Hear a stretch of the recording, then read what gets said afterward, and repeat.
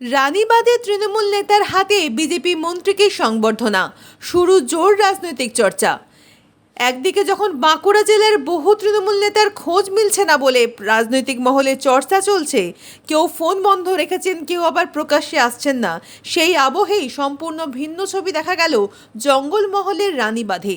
তৃণমূলের দীর্ঘদিনের নেতা গৌর টুডুকে দেখা গেল বিজেপির নবনির্বাচিত বিধায়ক তথা রাজ্যের মন্ত্রী ক্ষুদিরাম টুডুকে প্রকাশ্যে পুষ্পস্তবক দিয়ে সম্বর্ধনা জানাতে। আর সেই ঘটনাকে ঘিরেই শুরু হয়েছে নতুন রাজনৈতিক জল্পনা। বিধানসভা নির্বাচনের সময় রানীবাঁধ কেন্দ্রের তৃণমূল প্রার্থী তনুশ্রী হাঁসদার সমর্থনে সক্রিয়ভাবে প্রচারে নেমেছিলেন গৌর টুডু। বিভিন্ন এলাকায় সভা, মিছিল ও প্রচারে স্ত্রীকে সঙ্গে নিয়ে অংশ নিতে দেখা গিয়েছিল তাকে। তার স্ত্রী আবার জেলা পরিষদের তৃণমূল সদস্য। নির্বাচনী প্রচারে তনুশ্রী হাঁসদার সঙ্গে তাদের একাধিক ছবিও সামনে এসেছিল, কিন্তু ভোটে তৃণমূল প্রার্থীর পরাজয়ের পর হঠাৎ করেই বিজেপির জয়ী প্রার্থী তথা মন্ত্রী ক্ষুদিরাম টুডুকে প্রকাশ্যে সম্বর্ধনা জানান গৌর টুডু। আর তা ঘিরেই রাজনৈতিক মহলে প্রশ্ন উঠতে শুরু করেছে, তবে কি এবার তৃণমূল ছেড়ে বিজেপির দিকে ঝুঁকছেন তিনি? জানা গিয়েছে, গৌর টুডু দীর্ঘদিন ধরে তৃণমূলের জেলা ও ব্লক স্তরের বিভিন্ন গুরুত্বপূর্ণ দায়িত্বে ছিলেন। বর্তমানে তিনি বাঁকুড়া জেলা তৃণমূল কমিটির সদস্য এবং রানীবাঁধ বিধানসভা নির্বাচনী কমিটিরও দায়িত্বে ছিলেন।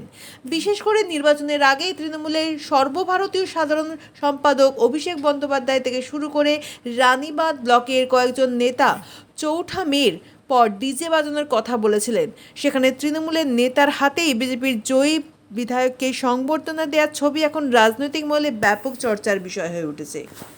দেখুন, আমরা আজ এত বছর ধরে লড়াই করছি একই রকমভাবে, কিন্তু তখন আমাদের পাশে কোনো মানুষ ছিল না।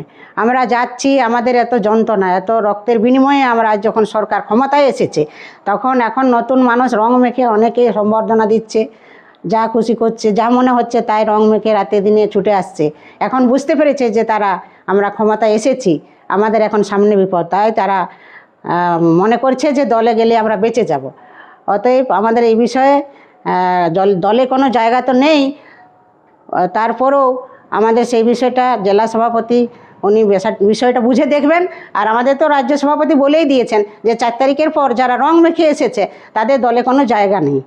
এটাই আর কি।